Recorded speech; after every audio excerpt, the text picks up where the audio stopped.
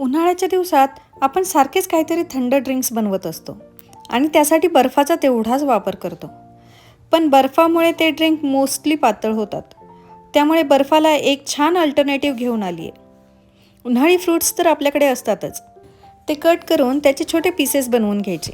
इथे मी त्याचे छान स्कूप्स करत आहे. Just to look good. तुम्ही क्यूब्ससुद्धा करू शकता. एखाद्या एअरटाईट कंटेनरमध्ये पॅक करून 8 ते 10 तास फ्रीज करायचं.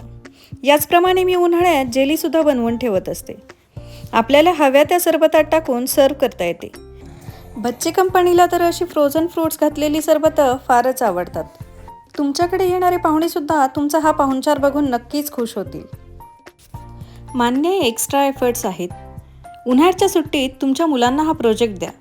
ते आवडीने करतील. त्यांनाही काहीतरी नवीन केल्याचा आनंद आणि तुम्हालाही मुलांना थोडं बिझी ठेवल्याचं सुख. पुन्हा भेटूयात.